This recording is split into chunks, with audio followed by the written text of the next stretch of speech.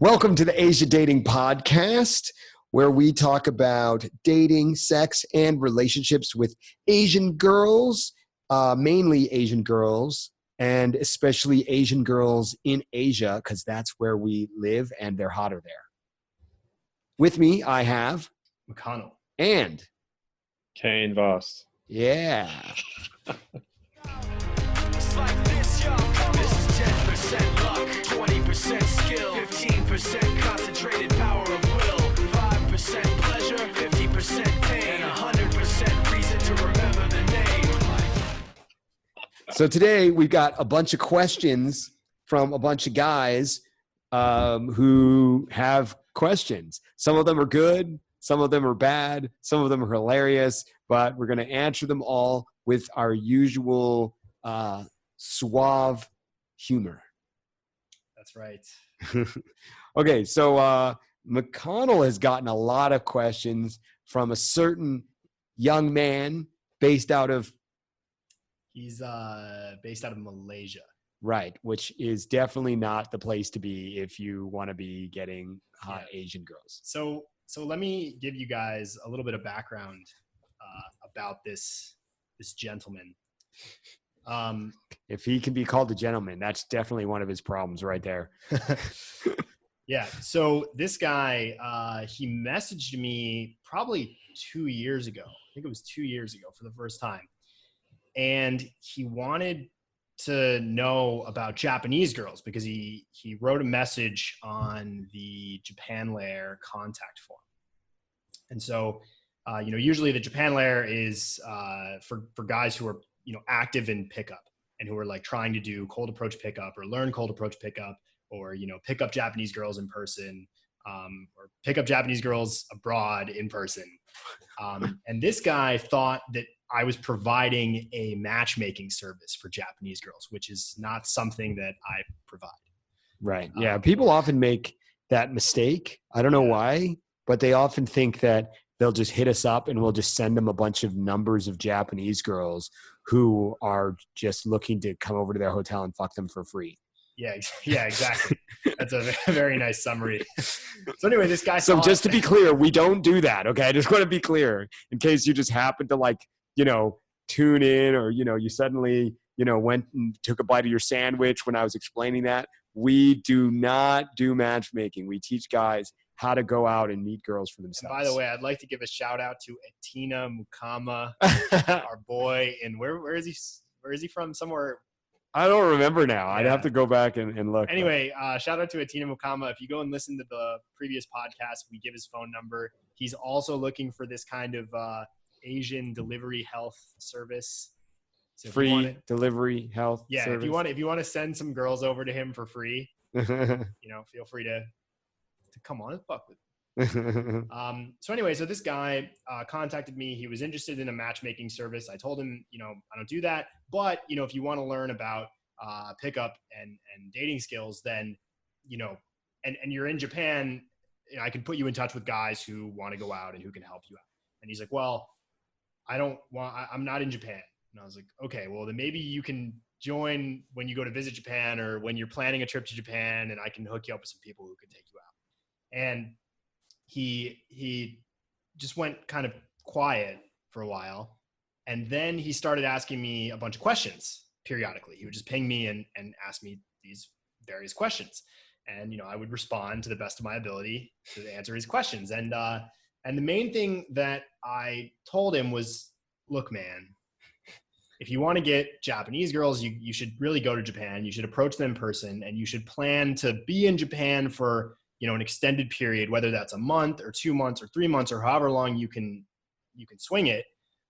Go there and really just try interacting with people. Go to international parties, go out to bars, go to clubs, talk to them go to on the Starbucks. street. Yeah. Just just go to Don Quixote. Right. Just go and meet a bunch of girls and, and try to find the girls that you like. Some of them you're not going to like, and some of them you're going to like, and some of them will like you. So, find the girls that you would want to date, and then you can take them out on dates and hopefully have some kind of a relationship progress. And he doesn't maybe he's not very interested in doing that, but he hits me up with a lot of theoretical questions. But McConnell, that sounds like a lot of work. Yeah, exactly. So I don't know. Can't I just sit at home and get Japanese girls? So my plan, ideally at some point in the future when this gets released, I'm going to link this guy to this podcast, and I'm going to say, look, man, I answered all your questions, or we answered all your questions. Listen to this, and hopefully it'll help him. And I know that if he's asking me these questions, there's other guys out there who have the exact same questions. So, hopefully we can clear some stuff up. All right, let's do it. Okay. So the first question, this is the first question he asked me. This is October 2018. Hey, bro, can I ask something? How to spot a girl who is a virgin or not? Mostly Japanese girls always sleep with guys before marriage. So you want to take it away, Red Fuck You? If you can spot her, she's not a virgin. That's what I would say. The virgins are at home. You're not going to see them. Unless you're sort of staking out, junior high schools. So what you're saying is that if he goes out and he's doing cold approach, he's not going to be running into too many virgins. I never ran into a virgin in 9 years of living in Japan. So there you go. And then, so I talked to him. I basically gave him, some advice like that. And then I said, well, if you're really, because he was really worried about this. If it is possible, if you're really, really hell-bent on finding virgins, go to a university and approach like a fat nerd. Ugly girls. Right, exactly. A girl so even trash, then you might be surprised. No one would want to touch her. Right, exactly. So, she has got to be a first-year student or maybe second year possibly, but, but the thing is that she's a virgin for a reason. And it's because either nobody wants her first of all, that never happens. But even the ones who do want her, she doesn't go along with anything that they're doing. So, yeah. So I think that you should give up the quest. This is like the Holy Grail, except it's terrible. Instead of giving you eternal life, it's like you get hit by lightning immediately and die. That's not depressing at all. Oh, man. So, yeah. We have one of our guys, his handle is Vision. He has a great quote about virgins. He says, virgins, the worst of everything, all in one girl.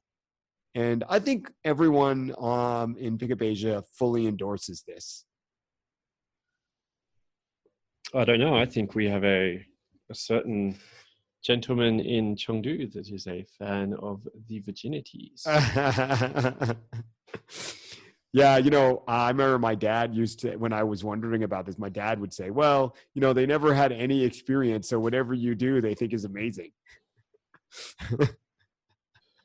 One way of looking at it. Oh, man. Okay, so there we go. That's the virgin question. My perspective, however, is it's better to have someone who's experienced. They can really appreciate what you're delivering. Yeah, there you go. Pretty much all of the guys in our community who have done pickup for, any length of time at all. Despise. Yeah. They're not interested in virgins. I mean, it's just like a lot of headache and problems and, if I was a girl, I wouldn't want to fuck virgin me. Okay. So a lot of girls that aren't virgins are bad enough. Yeah. So the next question, I talked to him about those things we just mentioned for a little while. And then I said, look, if you're really, really worried about this, then you can ask her some questions about her dating life. And, you can from there ask her questions about her sexual life. And he said, I'm sure they're going to lie. They're going to lie? I'm not really sensing any sort of deep-seated issues about women and sex here at all. It's quite surprising. I would have expected that there was some problem with this person wanting virgins that much, but He seems really on point. I think, I mean, maybe, he is in Malaysia, a very conservative country. Women are required to wear headscarves there. Yeah. Malaysia also has the biggest prostitution industry of any country. Right. So just putting out the statistics. Very, very conservative country. Very conservative place, even more conservative than Thailand. I mean, it makes sense, right? I mean, in a place where something is illegal, the price of it is high. Exactly. And so it's not like there's a lack of, it's hard. It's not like you got to smuggle it into the country. The pussy's already there, just sitting around, not making any money. Yeah. Then once the price goes high enough, the pussy just comes out of the woodwork. So, yeah.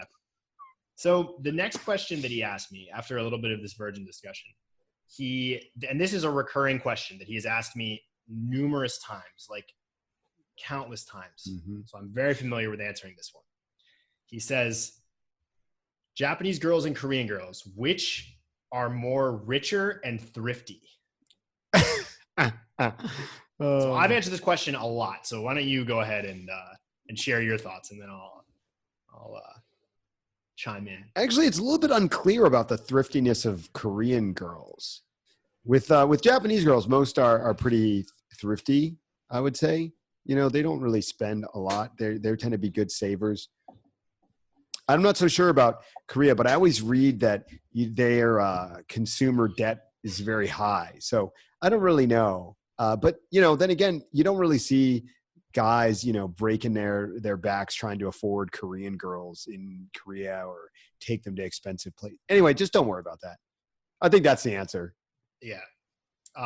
He's very concerned about this. Is that because he's poor or because he's rich and he doesn't want them to waste his money? It's a little bit unclear. I think it's the second one, or I think he has a pretty good financial setup. I think. Mm-hmm. It's not exactly clear, but it's kind of implied that he has a pretty good financial setup and he wants a girl that is going to be good at managing money, and she's not gonna and maybe has her own career, maybe. Oh, then probably a Japanese girl would be ideal here, because I have heard a few. I mean, usually if a Japanese girl isn't managing the money well, it's because she's stashing a lot of it away in a secret bank account that her husband doesn't know about. Whereas in Korea, we know that Koreans will financially ruin themselves for certain people who they feel compelled to help out. Like, there could be a dad or a brother or something like that. And they could just, secretly spend all the money supporting this person. Whereas the Japanese wouldn't do that, largely because usually the older people are the ones with a lot of the money anyway. So they don't need to support other people in general. Yeah. So one of the things I told him was that, you want to figure out what qualities specifically are important to you. Like, you can't just say like richer, and you can't just say thriftier. It's like, you gotta say like, okay, it's important for her to have a good career. Do you want her to be like an office lady? Do you want her to run her own business? None of these things are things I want, but some people want them. So, right. You got to figure out specifically like what the qualities are that you want in her. And then, search, you can't really say, there are some suggestions you could give, like you were just talking about how maybe Japanese girl would be better for this specific criteria. But I think in general, you can't really say this country has it all, go for these girls. Right. But we can definitely tell you some countries that you should avoid. Yeah. But I think if you're dating in Korea or Japan, you're dating, there's so many people in those places that if you go out and you meet enough people, you'll find a girl or many girls that match your criteria. Yeah, I would definitely agree with that. Okay, so then he asked me about his friend who, wait, hold on. Let me find. Okay, then he says, how can you tell the girls who are working in porn industry or not? What if they are telling lies about their occupation?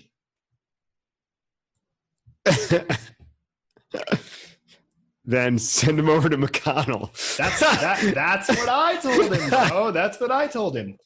So then he said, let me find let me find the exact message here. But it is true. I mean, generally speaking, girls aren't going to say, I do porn, especially to someone who's worried that they're doing porn. Yeah. Yeah. But exactly. I can tell you, you're not the kind of guy that the fact that you're concerned about that means that you're not the kind of guy that they're going to, well, actually, maybe they would come after you. Actually, maybe you're the perfect target because you're so worried, because what you're communicating with your questions is that you don't know much about girls, that you don't have much experience, and that you don't have the ability to read them or manage them in any way. So yeah, I mean, I can see why you'd be concerned. You're the exact type of target for the worst possible type of girl. When I say worst possible type of girl, I don't mean girls that are porn stars. I mean girls who are gold diggers. Yeah, definitely. And I'll also say that with the qualities from talking to this guy for, a couple of years now, the qualities that he's looking for in a girl, if you're actually qualifying for those things when you're approaching girls, you're not going to meet any porn stars. I mean, porn stars are not known for being thrifty money managers. So yeah, so I don't think that's there's no danger.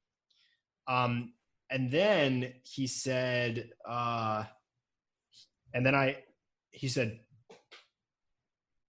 his friend had this situation where he was dating a porn actress. I don't know if this is true, but anyway, he said his friend was doing this. And I said, wow, that's great for your friend.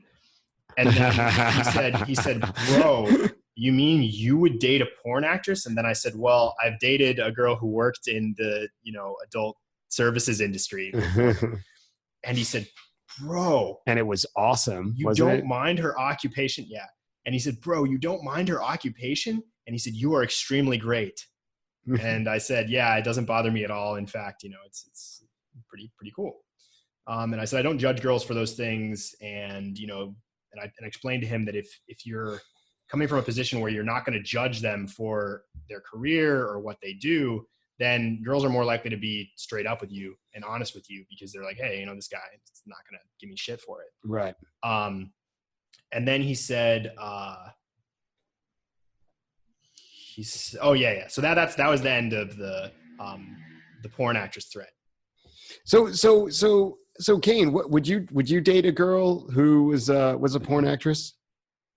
Oh no, never. I'd be totally against it. Would you really? I thought I was playing into a joke that you're already making. Yeah. No. I'm really curious. I mean, sometimes. Do you mean, would you? Sometimes. Yeah. What do you mean? What Kane is laughing about. That was different because she was doing it with Kane. How is that different? Well, I mean, it's different than if she's doing it with other people and then, you start dating her. So your question is, would I date a girl who is a porn star smashing other people? Yeah, or actively, yeah, or has in the past. Would her smashing other people because of her occupation bother me? Yeah, that's right. So is that the question, or is just would I date a girl like that? Wait, what? Yes. I think it's would you date that girl and would it bother you? Both. Yeah. I mean, I think, yeah, I would date that girl. It wouldn't bother me so long as it didn't impact my thing with her. I don't know how far I would progress the relationship. Like I don't really think I could be married to the girl and then, I don't know, it's like, all right, kids, mummy's going to work to get railed by 6 black dudes. Like, I don't know if I could. At least I don't know how I'd feel about that. Maybe 2 of them. You never know. I mean, yeah. Anyway, so yeah, I don't know how I'd feel about that. But if she was a former, but if it was she did it before, but now she doesn't, you'd be fine with that. Yeah, I don't know how far it would impact my decision on how far things would go with her. Right. So again, like you could spend time with her and bang her and like have some laughs, but I don't know if it would be going anywhere further than that. Okay. I was just curious. You never know with Kane. The mind of Kane is a mystery to us all. Yeah. Yep, me too.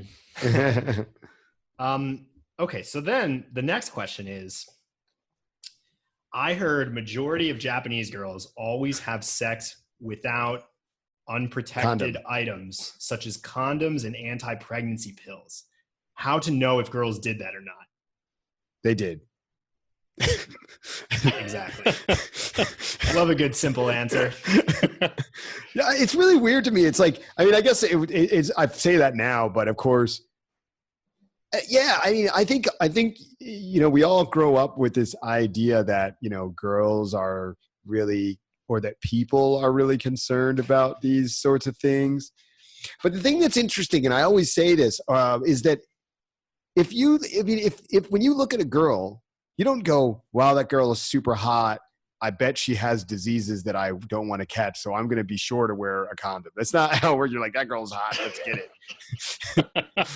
I mean, the most likely person you are to have sex with, I mean, if you know, the people you most want to have sex with are the people you're least likely to wear a condom with, because the whole process of selecting someone to have sex with assumes that they are physically fit and healthy and that you want to be as close to them as possible. Yep. Yeah, I mean, I think I know or have heard of some people who don't have a normal selection criteria. Their thing is like, is it easy? Because there was recently this conversation in a group I'm in, and it's run by some other dude. It's like not one of my groups.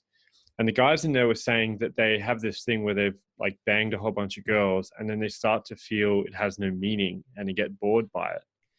And I said to them, because from my experiences of teaching the Chinese guys, I mean, this was like pretty clear to me.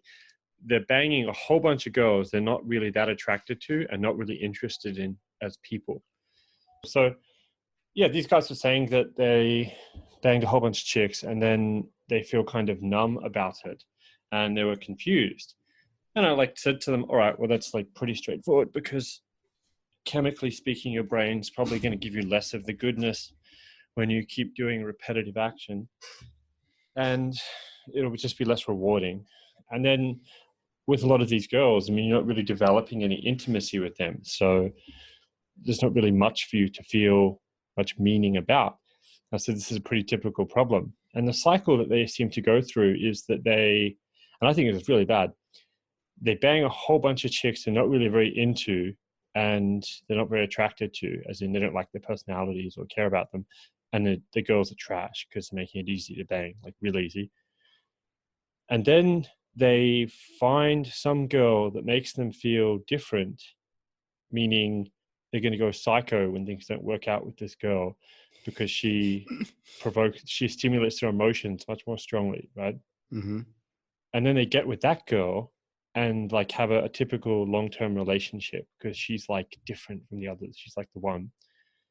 So yeah, I mean, you just look at that and you're like, this is a recipe for the opposite of success. Really? Because I mean, a lot of people, if you say that, I mean, a lot of guys would say, wow, that sounds great. I just bang a bunch of easy girls for a while who like, and then I find like a girl who's really great and we're together. Yeah, pretty much. So my whole point was just to point out that I think a lot of guys and their selection criteria is just, is it easy? Not, is it like bad looking and annoying and troublesome? It's just, there's actually a great story of this. There was this dude who met some chick in the Philippines over some internet dating site, I guess. This sounds terrible already. Yeah. So he organized to fly her and her friend to some place to stay with him, like to some island. And he was saying, oh yeah, the Philippines is great. This is so easy. This chick, she's pretty hot. She's just going to like come and stay with me. And he'd never met her before. And before he did this, I said to him, look, man, this is like a bad idea. You shouldn't do this. And you should just fucking meet girls that you've approached, or at least don't fly them to places where you're stuck with them. And he was like, no, it'll be fine. I know what I'm doing. I've hooked up with plenty of girls. I was like, okay. So he went and did this with this chick. And the short version of their night together was that she got extremely drunk, started crying, attacked him, and then they didn't bang.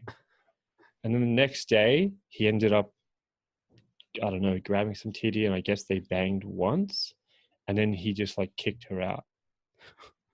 What?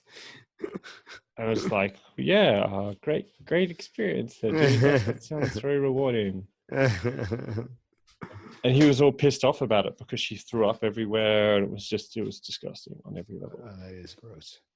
Was that So that's what happens. Well, unless it was while she was blowing him, because then that's just a good effort. It's a fetish, I believe, but it's not a fetish. I mean, it's just evidence that the girl's really trying. Yeah. Well, this is what happens when your screening criteria is easy and nothing else. So, but I mean, let's say like this guy who's asked McConnell a bunch of questions. I mean, if he's not banged any girls, then what's wrong with banging a bunch of girls that we think are ugly? I mean, everybody's got to start somewhere, right? Say that again. This guy's asking McConnell the question: if he's banged guys like this, guys who have like almost no experience with girls at all, don't you think it's worthwhile for them to sleep with a bunch of random girls, no matter what they look like? Yes and no. I mean, I think the first time you really do anything, you shape a lot of your perceptions about it. So if he goes and basically this dude's obvious issues are women who do sexy stuff are all whores, but he wants women to bang. So how can he not bang a bunch of whores but still bang? And wait that till just you hear doesn't. the next question. Oh, hold on, we'll get there. Yeah. Wait. But yeah. So continue, Kane. So if he goes and then bangs a bunch of girls that he considers to be whores, he's just reconfirming his bias of women being either whores or not whores. And that might just lock him in further to this like insane mindset or way of viewing women and the world that would further damage his incoming, outgoing, inflicted relationships. Yeah, so I essentially agree with most of, or maybe all of what you just said, which is that, if he already has this mindset around women, no matter how the girl behaves, he's going to apply this mindset to them. It's kind of like the guy who thinks like, all women are liars. Oh, I guess he thinks that. Anyway, he thinks, all women are liars. And then so it doesn't matter how kind of true. It doesn't matter how truthful the girl is with him. He's still going to think that she's lying, and then that will ruin the relationship because of that. And so it doesn't, no matter what will happen. So I agree with that sentiment. So, if you're saying, okay, well, if you have the wrong mindsets about what women are like, then you're not going to be able to have a successful relationship, no matter what the women are like. I agree with that. However, I would say that, when I meet guys who are, especially guys who are virgins, I think that they should just bang anything they can, whatever will let them. And one of the problems is that they have outsized standards for what they deserve or should be able to get. They think, well, I'm this great guy and I've reserved myself for true love and all this, kind of romanticized bullshit about themselves. When really it's just that nobody wants them because they're not any good, and they won't look at reality and see that nobody wants them. And so but part of what makes guys desirable is their knowledge of women. And so you have to have some experience with women to actually be able to get anything good. So, in the US, right, people, and I guess this is true in Australia or most of certainly Anglo-Saxon countries, but maybe not so much in other parts of Europe, there's this idea that girls want to date guys their own age. And, that's definitely not true. But it's not about the age. It's about what the guy has to offer. Guys just don't have that much to offer when they're young. So, they kind of get stuck with, girls that aren't very good in the early days. Yeah. And so while I agree with you about this pattern of guys sleeping with a lot of like random girls because it's easy, I do think that, when you're new to this stuff, no girl is easy. Even the easy girls are not easy, not because they're not easy, but because you're too much of a dumbass to realize how easy it is. I mean, I think that's true, but you're also referencing that these guys have like another, basically I'm saying that if they go to extremes and reinforce their extreme views, it's bad. And you're saying that if they have extreme views that are making the behavior in this extremely fucked up way, it's also bad, meaning they have some delusion about who and how they are and what they deserve. Right. So, yeah, I mean, I think that's accurate, but at the same time, if there's some dude who is a virgin and think he deserves a good girl, and then his only opportunity is to bang a fat meth head, maybe he should keep his virginity a tad longer. Like, I think at some point he should hold back a little. Okay, I'm exaggerating on the same. Right. Yeah, maybe. I mean, you shouldn't get involved with a woman who's going to wreck his life. I agree with that.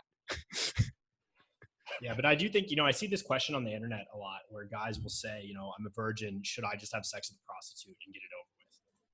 And, I think for a lot of guys, that's probably a good idea. The main problem is you don't want to end up in a situation where that's the only type of sex you're having. And also you don't want to mistake that for what sex with Yeah. a girl who's there willingly is like, right? Yeah, so I think that can be a good idea. But it's good just to know how to stick it in. Yeah. So you're not like It's not as easy as it looks Yeah. until you've done it a bunch, and then it's sledge right in, especially when you're tiny like me. Yeah, exactly. That's how I feel, bro. Well, you have actually Look, Ma, no hands. You have first-hand knowledge, McConnell, because you've been dick picked. Yeah, I know, unfortunately. Not just once either. Well, boys got to grow up sometime. He's been doing a lot of growing up these days. I have. It's good to see. It's good to see. Yeah. Is there any more you guys wanted to say about that topic or about me growing up? No, I think that's good. I just wanted to make sure that guys have an understanding that there's a very different dynamic between, when you're just starting out and getting experience versus this kind of having bad mindsets about women in general and living a certain lifestyle around sex because of those bad mindsets. Yeah, so being delusional about who you are and what you deserve that stops you from getting results is bad, and you shouldn't do that. And don't bang fat meth heads. I think we could all agree on that one. Right, exactly. I remember back in the day, you want to know how easy it is to mess up with girls that are probably easy. Back in the day, I was such an idiot. I used to ask girls on first dates what they would do if they got pregnant. I'm gonna add that one to my routine stack. It's gonna be great. That's how much of a square I was. That's actually really good. Excuse me, can I get a quick female opinion on something? Yeah, dude, we should use this. This is really good. Red Bull Q game. It'd be so funny. What would you do if the first time you had sex, you got an incurable STD? Well, I didn't imagine they could do that because I was definitely going to be wrapping it up. Maybe it was. So there was no danger. Another great question. What's your best fingering experience? Do you know the fingering technique called the eagle? Okay, so his next question is, guys are looking up the eagle right now. Yeah. Don't look up the eagle. Don't look up the eagle. So he says, I like sex a lot, but I'm scared my future wife in Japan doesn't like sex a lot. That will be trouble for me. I think it's a valid fear. I have a friend. Oh, you guys all know this guy, the dude. And, he told me a great joke. He said, what's the one food that will totally destroy women's interest in sex?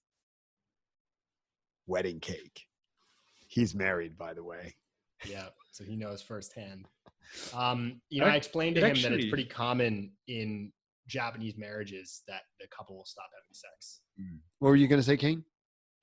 It actually could be interesting if McConnell just referred this guy to the dude or got them to talk, because they're at such opposite ends of the spectrum.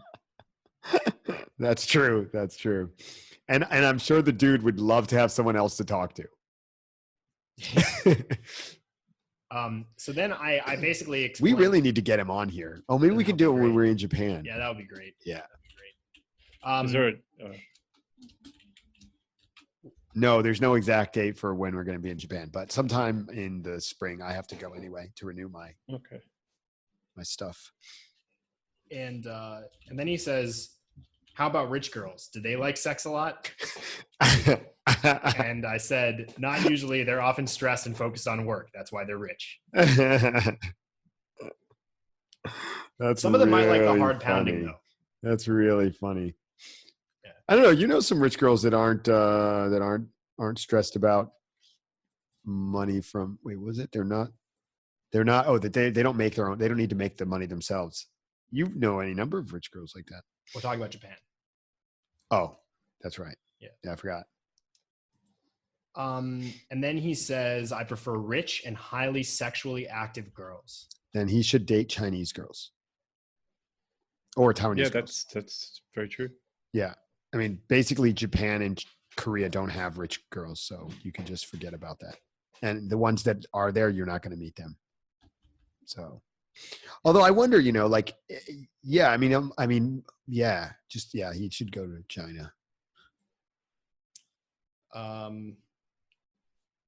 Next, he said, oh man, this one is, he says, I would feel a bit insecure if I found out my future partner is shemale. And he said, I heard my friends say mostly Japanese people are shemales. Wait, what? I'm going to read that again. I'm going to read the verbatim. Bro, I heard my friend said mostly Japanese people are shemales. How to see a real or fake girl? All of them look like real girls. And then I said, how could most of them be shemales statistically? So that doesn't make any sense. I don't know if anyone has any other comments to add. I do. I have to tell you that either there's only two possibilities. Your friend is totally a total idiot, or he's not really your friend. What are the other? Then he says, how am I going to face my family members if they found out that she is a shemale? And then I said, just don't date any shemales. You want to face your family members. Well, I have another option for you. A lot of the guys in our community, they prefer to impregnate first and marry second. So then you can be sure that she is not a he. Exactly. So there you go. Kane, do you have anything to add to this? Yeah, I did hear that they're basically, with the tranny thing in the West, they're making it so they can whack artificial wombs into dudes, so then they can also experience it'll basically be like that movie with Arnold Schwarzenegger. Total Recall? What was the name of that movie? No. Although I was actually that is a good one. Alien? Wait, that's not with Arnold Schwarzenegger. I mean, these were pretty close. I remember this movie, but I don't remember. I don't think I saw it. I mean, that's not what I went. That's not what I went to see Arnold Schwarzenegger for. Right. Speaking of which, I just watched Conan the Barbarian a couple of days ago. Oh man, was it good? I haven't seen that movie in probably 30, 50, 25 years. 10, 20 years. Man, it is such a good movie. I highly recommend that anybody who is on here go and watch Conan the Barbarian. It's a real man's movie. It's great. It's not a tumor. Oh man, it's so good. So the movie was released in 1994. It's called Junior. Austrian research geneticist Dr. Alex Hesse, which is played by Arnold, and his some colleague with a name, invent a fertility drug, expectorant, designed to reduce the chances of miscarriage, blah, blah, blah, problem with drug.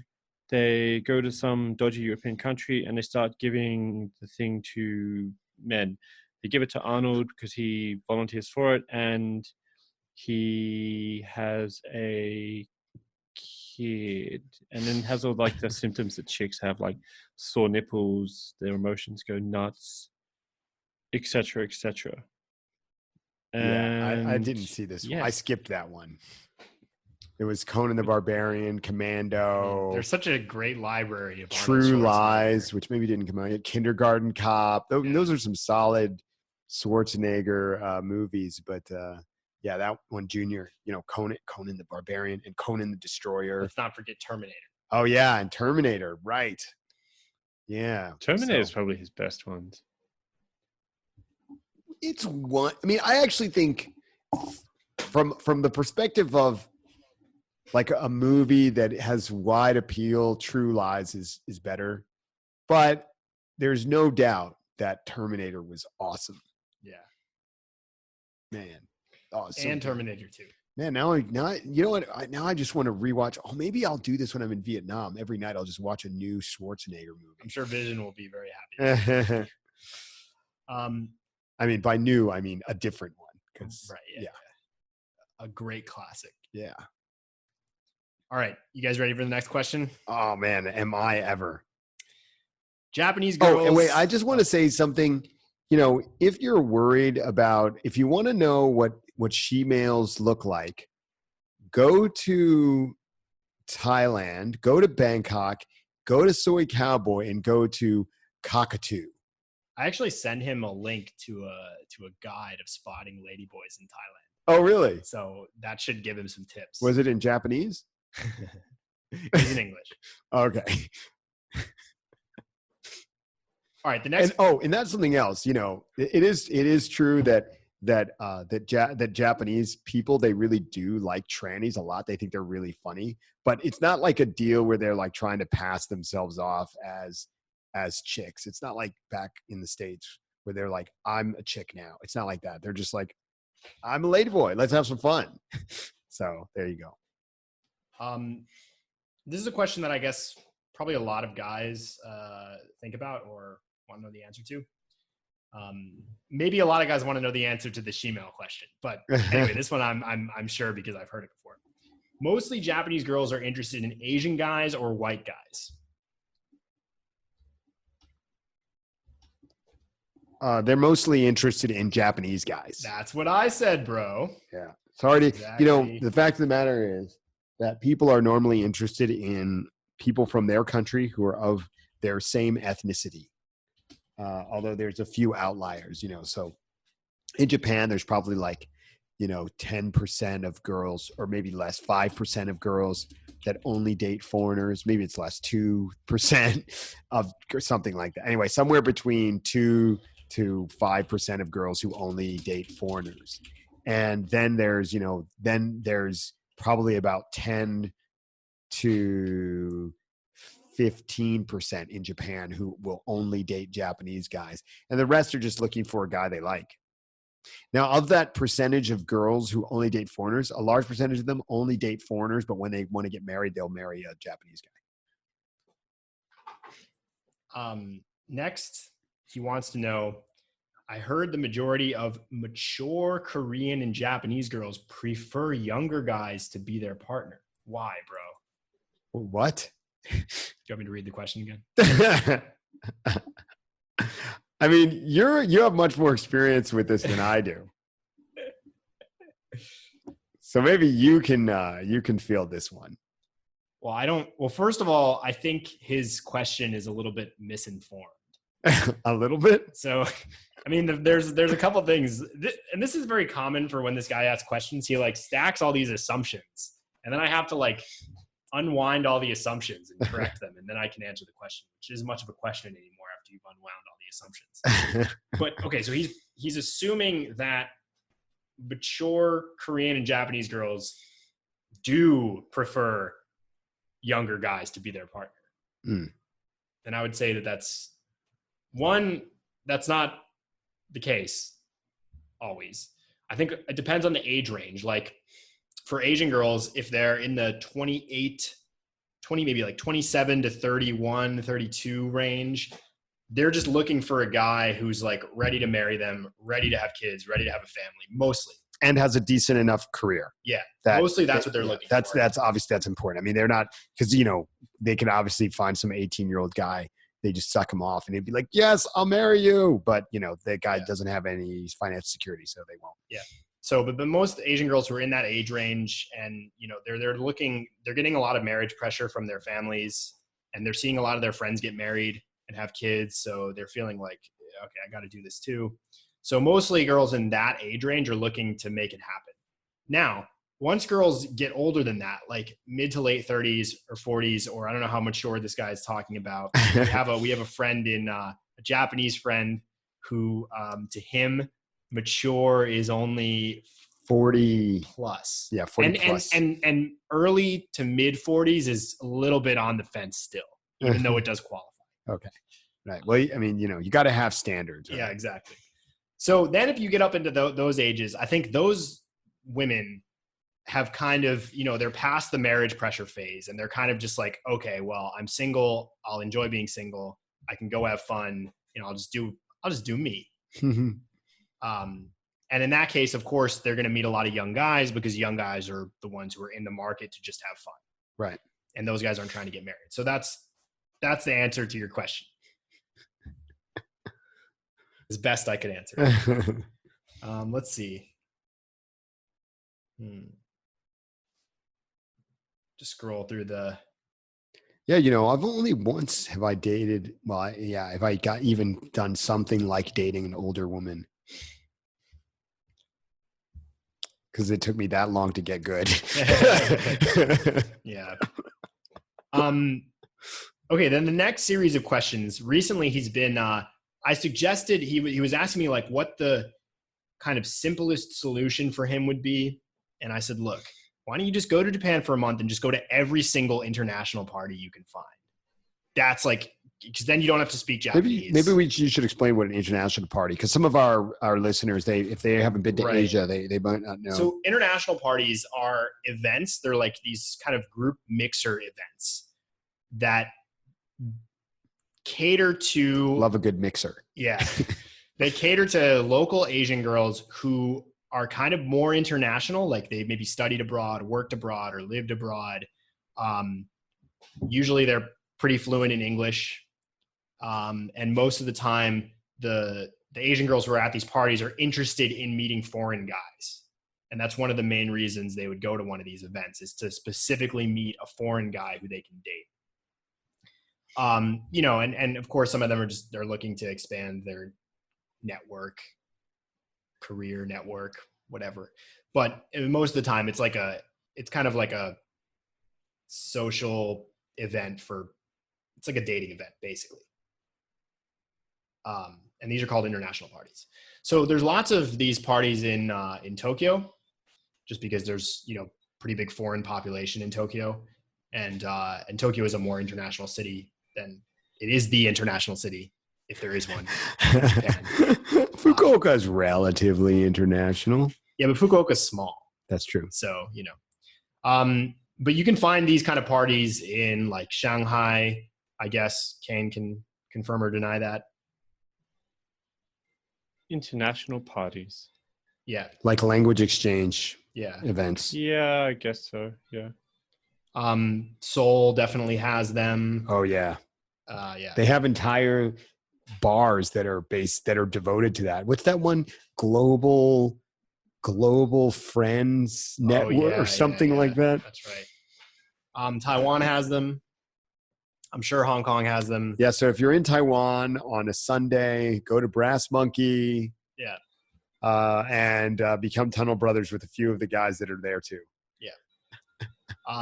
Yeah. So for this guy, I advised him, I said, look, the easiest thing for you is just go to international party and just meet the girls at the international parties, and just like go to every single event that you can find, like language exchange, international party, whatever. And just meet girls there. So then he asked, do you know, he said, meeting girls in international parties, is there a high success rate? I want to know. Oh, he said, I mean to get to know a Japanese girl there with a high success rate. So what do you think? Is there going to be a high success rate in international parties? For people who are good or even mediocre with girls, then that is by far the easiest place to meet girls, because they're there for the purpose of meeting a guy. and it's very social, and the girls are usually not that desirable, which is why they're there, because if they were, they wouldn't need to go there. Because, you know, girls who are desirable, they get approached on the street. You know, they have even girls that you wouldn't think are very desirable get approached on the street. You know, they get introduced to friends of friends. You know, people see them in you know, a person they knows, like Instagrams or Facebook story, and, you know, and then hits them up. I mean, it's really outrageous. They just get so many dicks thrown their way. So when you see a girl who's at a language exchange or an international party, she's not one of those girls. And so when she does get something thrown her way, she's quite happy, especially because most of the guys who go to language exchanges are quite low value, which is why they're also at the language exchange party. Yeah. So we talked about international parties for a little bit, and then he was like, okay, well, where else can I meet girls? And I'd already told him this a long time ago, but I said, okay, well, if you don't want to meet them in an international party, which I highly recommend, you can meet Tinder. them. You can meet them at clubs, bars, cafes, on the street, in the metro, literally anywhere where people are. And then he said, bro, club girls, I believe, sure are not decent and playful, not serious in marriage. What do you think about that? I mean, that's just ridiculous. Can you explain for the listeners? Yeah, you just, you know, you can't categorize people by where they go. It's like, oh, well, I met her in a bookstore, so she's a nice girl, and that girl never goes to a club. Yeah, sure, buddy. I mean, unless she also very closely fits the profile of a virgin, in which case she probably doesn't go, but then you probably don't want to marry her, and she'll probably be thrifty. Yeah. Yeah, I mean, really, it's just you just can't judge girls by where you meet them. You know, there are lots of times when if you go to a club, a girl is there because her friend from university is having a birthday party at the club. So she's at the club, and even if she is or she really likes music or she likes dancing, you know, you meet lots of girls that are dancers at clubs. Shocker. Imagine that. And, you know, it's not because they're party girls, whatever that may mean. It's because they are dancers. And if you want to dance, then you have to go to a club where they're playing music and then they can, you know, they have a dance floor and they have a DJ, and it's way more fun. It's way more fun than, you know, dancing in their room. So, you know, you have that. You have, once again, people that are into music, girls that are just into music, go to clubs. You know, they're a social environment. So people go to social environments unless they're shut-ins. And the other thing I want to say about going to clubs, you know, a lot of guys who get into pickup and want to learn dating skills, you know, they're fairly introverted. They don't like the club environment because it, you know, feels very uncomfortable. It's like loud. There's a lot of stimulus. People are drunk. And, you know, yeah, it's like a kind of an uncomfortable environment if you don't like that kind of thing. You know, some people just like to get drunk and party, but a lot of guys who are our clients or, you know, even us, we don't really particularly like that environment. But the reason it's good to go there is because there's so many people at clubs. You know, it's like all these people who are doing nothing, basically. Their schedule is just free, and they're all just in like this tiny room. Ass and titties everywhere. Yeah.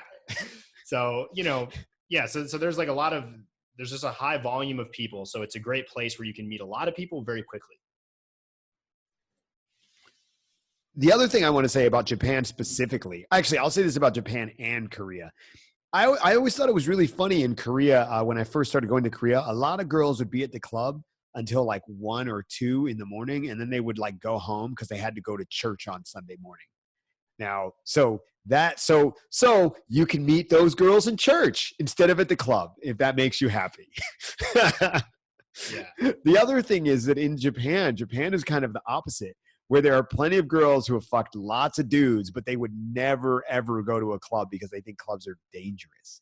So you think that girl at Starbucks, is the good one, but she may, that doesn't mean anything. So, Or that girl at the international party. Or that girl at the international party. So then he says, do Japanese girls quite often tell lies about their personal details? What? And I said, what kind of lies? And he said, occupation, age, weight, height, etc. Is this on online profiles? I think he mostly is, because he doesn't have that much, from what I understand, he doesn't have that much experience meeting girls in person. Right. Through cold approach. Or at all. I think he's talking, I think he's talking about online dating. Yeah. A lot of Japanese girls aren't on the internet trying to find anyone because they don't need to do that. And the ones who are, you have to really worry about them. Yeah, they're really definitely weird. Bad situation. And then I told him that in general, Japanese girls, the kind of Japanese girls he would want to meet aren't going to lie to him about their personal details. But he won't know because they lied, McConnell. Yeah, I guess that's true. Anyway, no, in general, Japanese girls don't lie about stuff. They just don't tell you. I mean, I think that's Asia-wide. It's not that girls lie. They just don't tell you stuff. I guess that's true. It's different, right? Yeah. So, or a classic example is, in the West, if you ask a girl for a phone number, she'll give you a fake phone number. In Asia, they generally don't do that. They will tell you their real number and then they just will never answer. And one of the more recent questions, which kind of overlaps one of the other questions, how do you know if girls are conservative or not conservative about sex? Which one is he going for? Is he trying to find girls that are or aren't conservative? That's the really, I mean, this goes back to the thing we were talking about. He's like, depends earlier. how much it costs. Yeah, right. So this goes back to what we were talking about earlier and I think a lot of guys have this problem where they think they really want to have sex with girls and have a lot of sex with girls and do nasty things with the girls. Yeah. And then they don't want girls who are sexual. What? No. Exactly. So, yeah. So I guess I would say figure out what you're trying to do. Yeah. That's, yeah. First. And, I think it's bad to break girls into this category of being conservative about sex or not conservative about sex, because it's not that black and white. It's not simple like that. Girls who are, normal girls who don't have like some trauma or like really terrible experiences, they like sex. They want to have sex. They want to find a guy who can give them a good sexual experience. Yeah. A classic example of how you can make this mistake. I mean, how I wouldn't make this mistake. I wouldn't exactly make this mistake, but I was on a first date with a girl and we were on a Ferris wheel and she gave me a blowjob in the Ferris wheel. And, of course, before she got down on her knees and started going at it, she said to me, I don't normally do this. And in my mind, I was like, yeah, whatever. Because I assumed she was full of shit. But I've known this girl now for 12 years. And actually, it was totally true. That was her first blowjob ever. But the thing is that if I was, another guy, then I would have gone, oh, this is, I would have gone, this fucking slut blew me in the Ferris wheel. Instead, I was like, awesome. And then it was like, oh, bonus points. Anyway, bonus points. She actually is, a good girl, quote unquote, by, other people's, societal standards or whatever. I mean, of course, I didn't fucking care, because it's all about, for me, it's not about some perception of what she's like. It's about what she's actually like. Yeah. And let's see.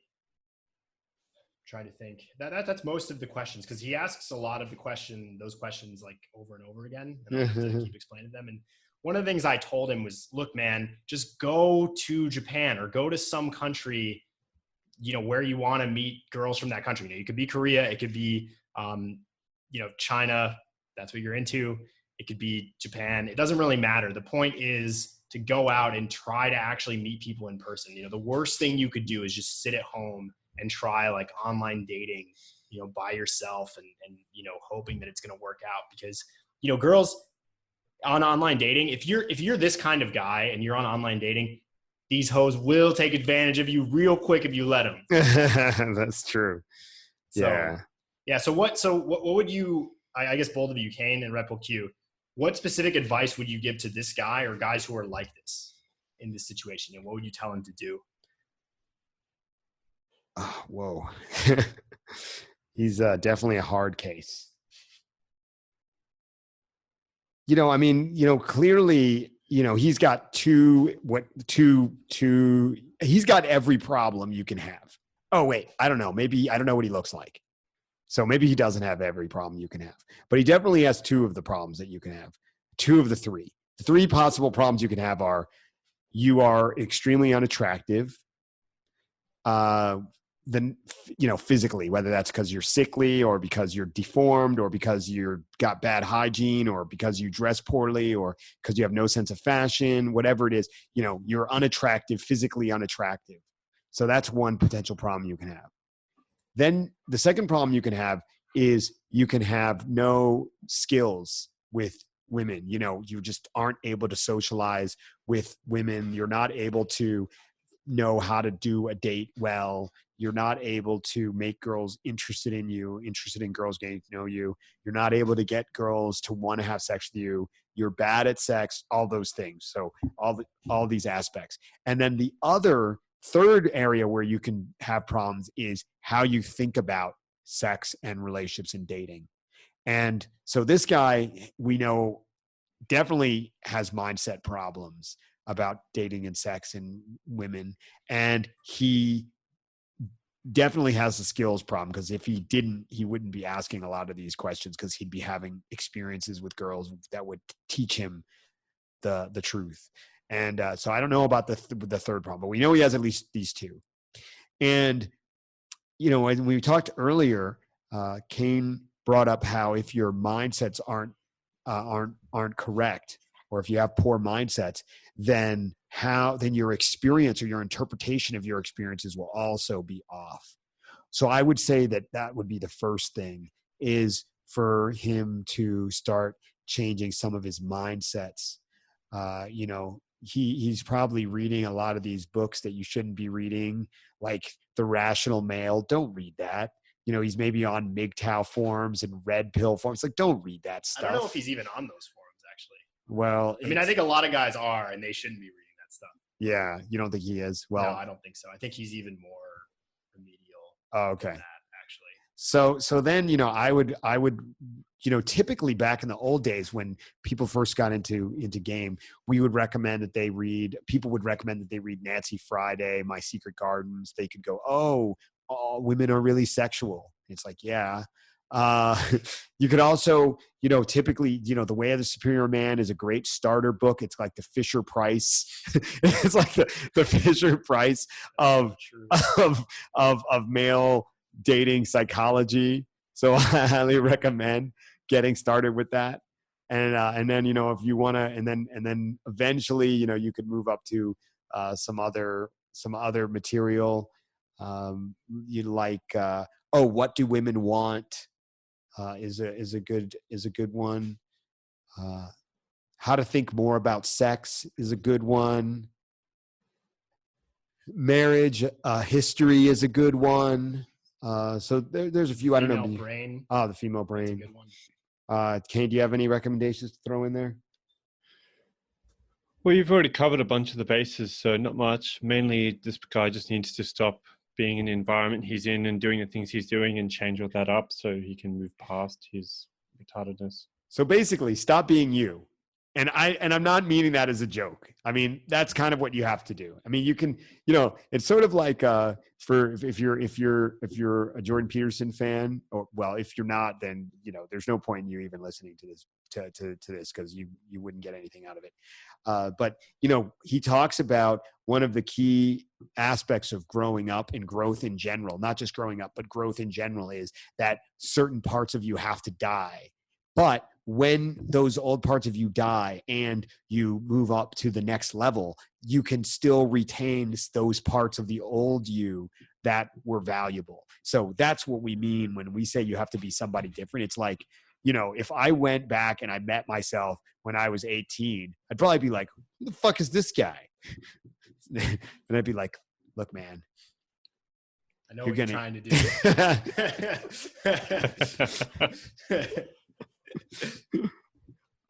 You know, so you know, it's just you know, you really have to just accept that you're going to have to be a different person than how you see yourself now. Think about things differently, live your life differently, talk differently, you know, in terms of the things that you say.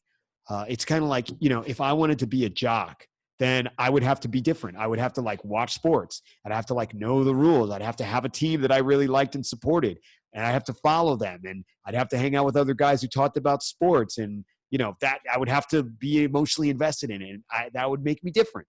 Now, there were obviously things about me that would still be similar, but it would be different. And it's the same thing, except instead of sports, we're talking about pussy. Yeah.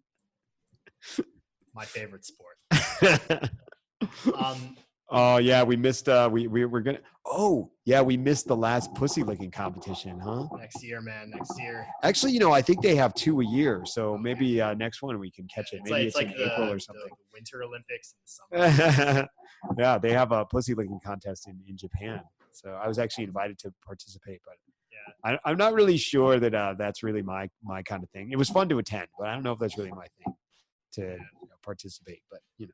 Another thing that this guy asked me about is he asked me about training that we do. I do kind of want to have that trophy, you know? Like, That'd can be you pretty imagine good. having that trophy like in your room when you're like 80 years old, you just have that on the mantle and your grandkids are like, "Granddad, what's that?" You're like, "Oh, let me tell you about that." That'd Nah, be pretty good. your granddad ain't got no teeth no more, but back in the day, Oh, dude. I mean, you still wouldn't The need worst teeth, thing. so unless you're even with teeth, your granddad used to Yeah. tear up that pussy. Jesus Christ. Oh man, that would be awesome. Okay, anyway, so what were you saying? so this guy at one point asked me about training Yeah, that we do, right. and I told him, like, you know. By the way, guys, we do training. I know it doesn't seem like it because you give a lot of shit away for free, but you know, you can also give us money, as it turns out. Anyway, so he asked me about training, and I said, okay, well, there's like a bunch of different courses we teach. We have like a boot camp where we'll teach you how to like actually meet the girls, how to like approach them, get your mindsets right, and you know, take you out to environments where you can meet the kinds of girls you'd want to meet, and then, you know, coach you on actually approaching them step by step, and give you feedback. And, you know, from there, we teach like a sex seminar. We teach relationship management seminar. Text seminar, Text messaging seminar. fashion, Fashion. and photography, so that you can get your social profiles Social looking media. smooth. Yeah. So I told him about, Which especially for you guys who are doing like internet game, like that shit is super important, because, you know, the girl doesn't have much to go on. So if you have like a really tricked out social profile, you know, on Instagram or whatever, and then, you know, you meet a girl, oh yeah, go and check out my Instagram, and she sees that, you know, then you know, she might be flying to Dubai. Exactly. Yeah. So I told him about all that stuff, and he asked me about prices, and I told him what our prices were, and he said, "Oh, it's too much. It's too much, too expensive." And I said, "Well, how much would you be willing to pay to meet the kind of girl you'd want to marry?" And he was like, "Oh, bro, it's not like that. It's not. It's not like that. It's not the same." And I was like, "Well, how else are you planning to meet this girl?" You know, so what do you think about that? You know, this is an objection that a lot of guys give, because when I got into game, I read the game, and like the first thing I did after I read the game was I went and torrented everything that I could find. and then I watched all that stuff. And then the next thing I did was I looked up all the boot camps that were available. And, you know, I was like 15 at this point, and I had like just enough, I'd been saving up money to buy a new computer, and I had like just enough money to do a boot camp at that point. And I was like, fuck that computer, man. I need to learn it. And you know, I was already going out and approaching girls. Like I was using all the, you know, I like learned all the shit, and I was trying it, but I wanted to be good. Right. I didn't just want to be, you know, pre-cum child. So I wanted to get good. So I like spent the money and did a boot camp with one of the, you know, famous companies at the time. And it was like it was like one of the best experiences of my life. It was really like game changing, and pretty much everything that developed after that was because I did that one thing. And so, you know, it's like, it's priceless in a lot of ways. I'm still saving up to do a boot camp with Mystery. Yeah, He keeps that raising those 10K prices. Yeah, 10K boot camp. He keeps raising those prices. You know, it was like back when he first started teaching them, I couldn't afford them. And then I was like, okay, Yeah, in whenever a few you can years, afford them. I'll be able to afford them. It's like, oh no. Yeah. So I keep getting wrecked Yeah. on that. So, you know, the fact is that when it comes to expertise, and I mean, if the person is actually good, then it's well worth paying for the expertise, because you just can't get that much knowledge and information that's catered specifically to you. So, you know, this is, I read a lot of books, and I love reading books. And while those are great, I always feel, you know, at the end of certain books, I go, hey, what about my personal situation? I want to know about my personal situation exactly for me. And when you think about that, it's well worth paying people. And I've paid lots of people for lots of knowledge. And you know, I wish I could find more people that had knowledge that knowledge I needed that I could pay for, so we could just move things along much faster. Yeah. Or that had more money, so I could pay for the people that charge more than I can afford. Either one, both of them. And there was, you know, one of the things that was really useful for me when I did a boot camp was, you know, learning all the technical skills was really good, but also just being around the type of guy who's good with girls was like really good for me. You know, like seeing what that personality looks like after you've developed the skill set. So I could be like, you know, this is what, you know, a real guy is supposed to be like. So, because I think a lot of guys who are bad with women, you know, they lack that kind of male role model growing up, or they didn't have a proper male role model to like teach them how to be a man, or how to, you know, how to be a man with women. Exactly. Right. They may know how to be a man, but they don't may know how to be shoot guns and drink, but you know. Yeah.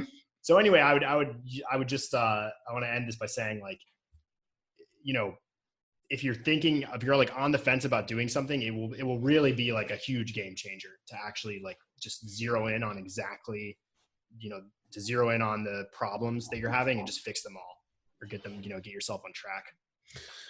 Okay, I've got a couple of other questions that were sent in by some listeners, so I want to get to that because. Oh, go ahead, Kane.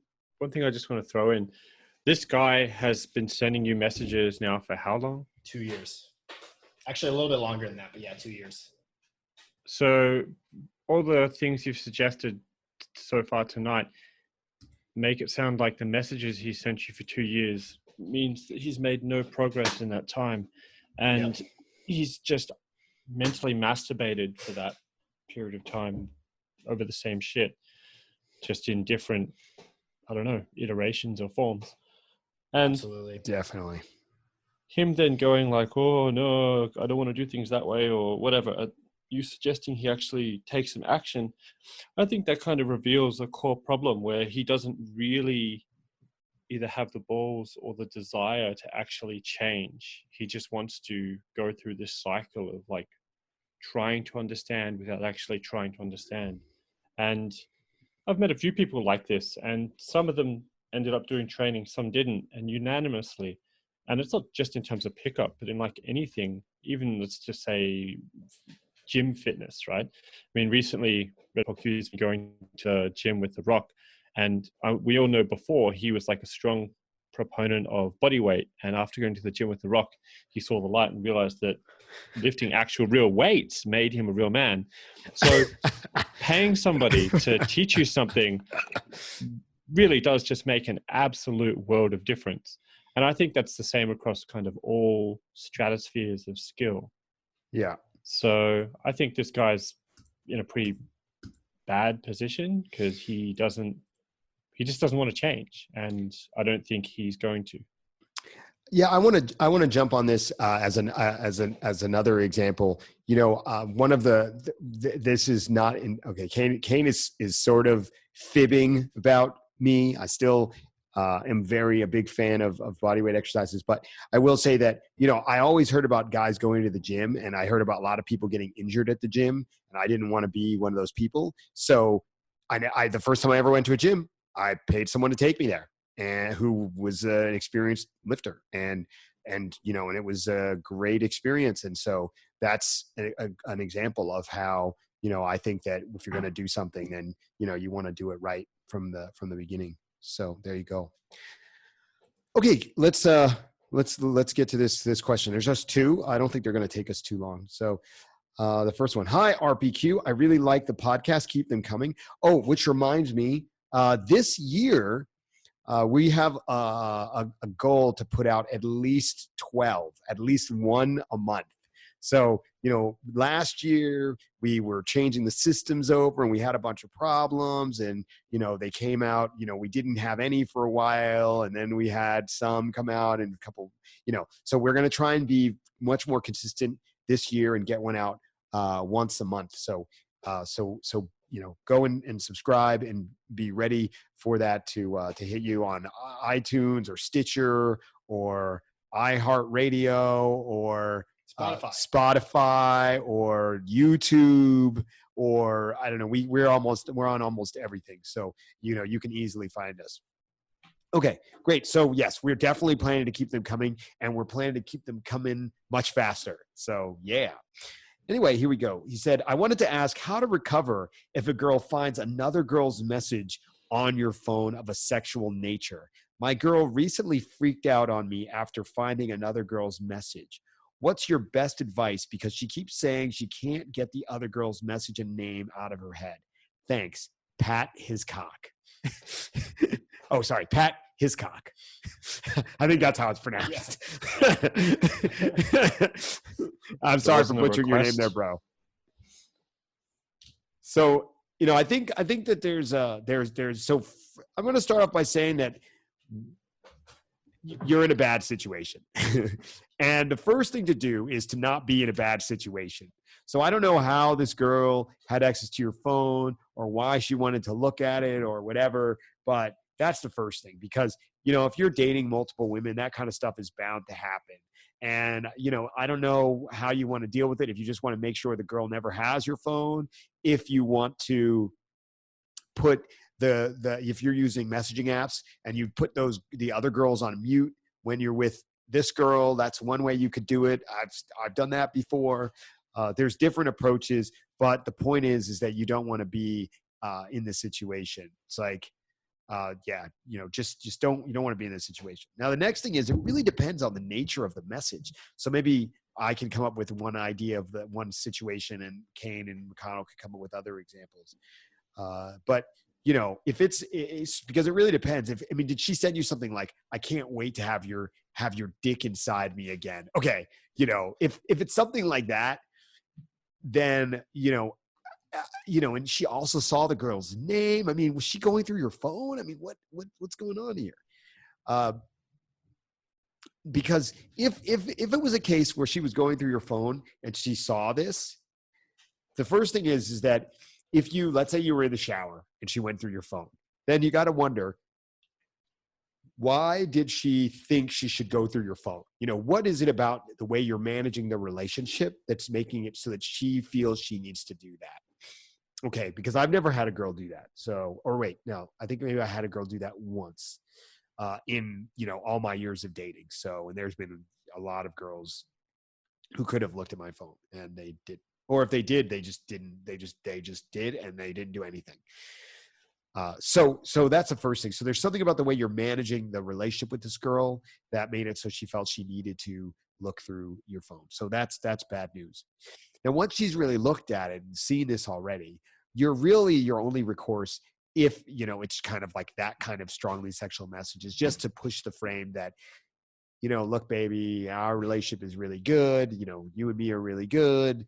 This thing with this other chick doesn't really matter. It was just some fun I had. And, it doesn't really mean anything for our relationship. And, obviously you were totally happy with how things were before you even knew about that or before you even saw that. So why would you let that wreck our relationship when everything is going well? And basically try and push that message and that frame really hard. So that's my piece of advice. Do one of you have another piece of advice or for another scenario besides the one that I outlined? Because there's numerous possible scenarios here. Not really, because I think this is a situation where this guy should probably, I don't know, like have a call and tell us the details, because otherwise it's a really generic thing. And I think that anything I say would not help that much because there's too many missing variables. Like it could be the chick. Yeah. Anyway, that's it. That's really my. Give me an example. Come on, let's hear it. Well, give you an example of what we already have a generic situation Like, that come up with a more specific situation, even if it's not really what's going on. Right. Yeah. Just like an example. Oh my God. Okay. So he's got this main chick that he's been with on and off for a year. And then one of the off times he met some other chick and started smashing her. But he didn't he felt bad because he knew the second chick really liked him. So when the first chick came back, he actually wanted to be with her, but he didn't have the heart to break up with the second chick. So then now he's got this situation where he has kind of two, and traditionally speaking, he should have to choose. So how could he make the first chick feel okay with being with him in the situation and still keep the second chick? Or how could he stay with the first chick and get rid of the second chick and make the first chick not crazy or upset anymore because she's having these go with example number 2, where he just wants to keep the first chick and he doesn't care about the chick who sent him the sexual message? I mean, that would be pretty straightforward. You would just perform a sacrifice. So you would just tell the first chick, look, this is this situation, and really it's kind of your fault because when we broke up there was this and this, and the easiest way to solve this is just get rid of this chick. And if you don't like this chick hitting me up, then I can do this, but if I do this, then you have to do this. And then you just let her message a second chick and get rid of her in some way, assuming she's showing she still wants to be with you. Mm-hmm. And it's not going to cause a whole fuck ton of collateral damage. Okay. Yeah, I think one of the key things in the example you just gave is that that you didn't really highlight that much, is that you tell the main girl who saw the message, you say, look, I can get rid of this other girl, you're a lot more important, but if I do that, I want you to this and this, or that's one of the things I'm not getting out of our relationship. And so, those things are important to me and you need to know that. And so, asking for a greater degree of compliance on something that's important to you, and kind of, turn it into a situation where you're not just giving up something and getting nothing in return, but where you're saying look, I'm really, I'm doing this for you. So let's exchange. Sure. And also the point you brought up where you basically said, well, essentially you're saying, well, it's because our relationship hasn't been more stable, or you haven't been more reliable as a partner. And that's kind of why this situation happened. What did you want me to do? Just fucking play with my dick by myself when you were gone? Come on. So yeah, that's a great example. I don't know. Do you have anything else? I think that answers the question pretty well. I'm going to throw in one other example. If it's some girl that you haven't actually had sex with, but she's just interested in you, then that's even more fun, because then you can just tell her that nothing's happened with this girl, but what can you do? You're a desirable guy and your girls are interested, and and basically use it as a way to let her know that she can't be messing around and messing up.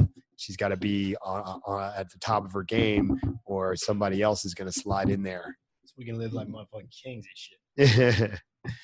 Okay, great. And then we have one more question. Guys, love the podcast. Thanks, man. So why are these not on YouTube? They are on YouTube. Woo! Yeah, they are on YouTube. Go to youtube.com/pickupasia. And on our channel, there's a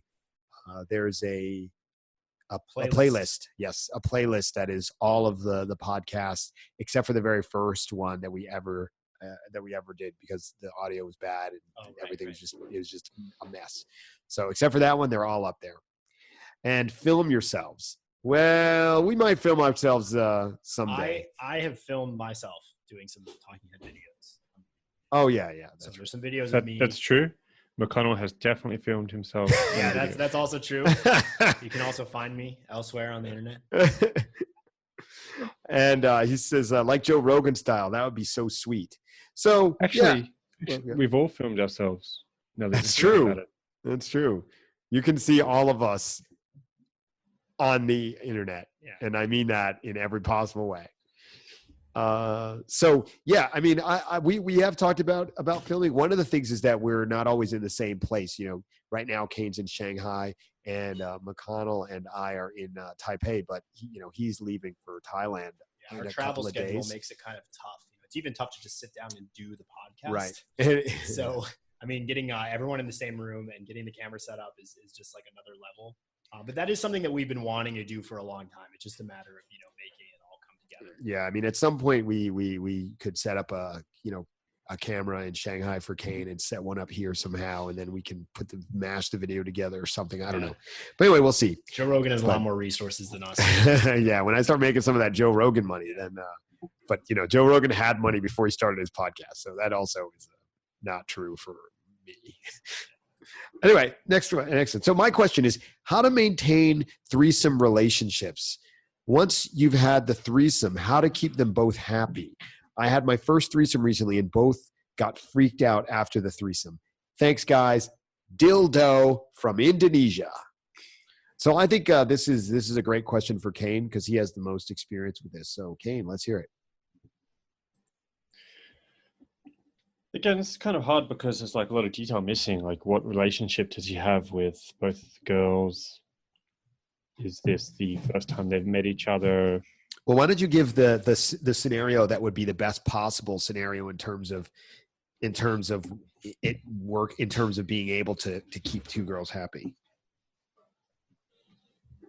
So, yeah, again, it really depends on what relationships he has with them. If he has one girl that this is like his girlfriend or something like that, then let's say he has one girl that's his girlfriend, and then they found this other girl, and he wants to keep the other girl in the threesome loop. So it's like a girl that he either met separately and introduced, or it's a girl that he and his girl picked up together. Well, he said that they're both freaking out. So that kind of implies that both of them aren't happy with the result. And it probably is like him not giving them enough attention or not dealing with things well afterwards. So the general stroke would be that everybody should receive enough attention to be able to enjoy the situation, and how you deal with things afterwards is very important, because if he just, kicks the second girl out and stays with the main girl, then there is a chance the second girl is going to get all weird about it. If he doesn't do that, then there's a chance the main girl is going to get all weird about it, because then it's like her position is being compromised. So I'd say there's also some sort of issue with how things were dealt with in the beginning, because if everyone was kind of clear on what they wanted out of things, then you would assume that the girls would be more okay with it. So I would say he should definitely look into that aspect of things and figure out where he probably miscommunicated some things between all parties at the very beginning. And what would you say? So what would you say if I was a guy and I was going to have a threesome with two girls, and I knew them both, and it was two girls that I was already having sex with separately? What advice would you give to me to make sure that threesome goes off well and that they are happy after the fact? Well, it's kind of just a repetition of what I said. So make sure everything about the situation is like communicated clearly from the beginning. So where's it going to go down? Is everyone okay with that? Because there's a difference between, let's say, doing it in a hotel room where it's kind of like neutral ground, and doing it at somebody's house where they live. Mm-hmm, mm-hmm. Because you're kind of compromising your memories with the person if you're doing it in a personal space with them. What if you do it in your, if it's my apartment and they both come to my place? That's kind of the same thing though, because girls are like birds, so they're going to like nest in some area, and if another bird comes into the nest, then they're going to get angry and peck at each other. So if you have one chick that you've brought to your house a bunch, and then for the threesome you bring a new chick into that environment, and then she's there too long, it's likely to piss off the first girl. So that's why maybe going to a neutral ground like a hotel would be better. Right. So you're saying it's not good if the girl's like, oh, that's whose toothbrush this is the whole time. I don't know what you're talking about. Yeah, that's definitely not a Or if you're dealing with Mr. Balls Deep and the girls are fighting over the same toothbrush. It's my toothbrush. No, it's mine. No, it's mine. You've got to roll in. Actually, it's both of yours. Yeah, that definitely wouldn't be a great result. Oh man. Okay. Cool. So neutral ground is a good thing. Okay. Any other advice for the aftermath? I would say just before the aftermath thing, I mean, make sure you have a detailed conversation about what the boundaries are, so to speak. So what both parties kind of feel okay with, not okay with. And this is something you've mentioned before, which I think has its value, which is introducing them to each other, or at least giving them some level of familiarity beforehand. So they're not just like jumping in the deep end straight away. And again, with your suggestion, so it could be via text because it's less risky. Mm-hmm. I think that sort of preparation, doomsday preparation, in fact, is a good thing to be doing. Mm-hmm. And then that should also be covered in terms of the aftermath. So is everyone going to stay there together and like go to sleep together? Is one person going to leave? Is everybody going to leave and go home? I mean, that could be the best option. It's kind of hard to say, but it definitely could be the best option. But probably it's not very good if the guy leaves and the two girls are still there, right? Yeah, sure. You wouldn't want to do that. Although it might be amusing. Yeah, that definitely would be amusing. Okay, great. Well, that's a good primer. I mean, threesomes are a really big topic. So, there's really a lot to think about. I mean, just dealing with one relationship can be a real challenge. So, trying to do something with two and, and there's a sexual element also just really increases the difficulty and the complexity. So, that's a good few words. We had another podcast that we did maybe 2 years ago, I think, where we talk in more detail about threesomes. So you can go and find that, and then I'll link it in the show notes. So I think we're done for today. Is that everyone? Anybody else have anything that they want to throw in before? Nothing from me. Okay. All right. I just want to say, if you are enjoying this podcast, go to pickupasia.com and join the newsletter. We have a newsletter that we put out twice a month, and we put it out very regularly. And not only do we always list when we have a new podcast come out, but it also tells you where McConnell will be, where I'll be, where Kane will be, when we're doing events, when we're doing free events, when we're doing seminars, when we're doing boot camps. And we also put lots of really useful material, like some of the books we talk about them when we send useful clips. The videos that McConnell and Kane put out are in there. So there's lots of good material. We want it to be a great source for further education. So, yeah. And also we have a forum, and there's a public section of the forum that anyone can contribute to and ask questions and, talk. So we recently opened that up. So if, you guys want to share questions that, all the members of our community can answer, that's also a great idea. Right. That's at pickupasia.com/forums. Yes. All right. Once again, I'll have both of those links in the description below. So catch you later, guys. Yep. Bye-bye. See you later. All right. Good work, team. Good work.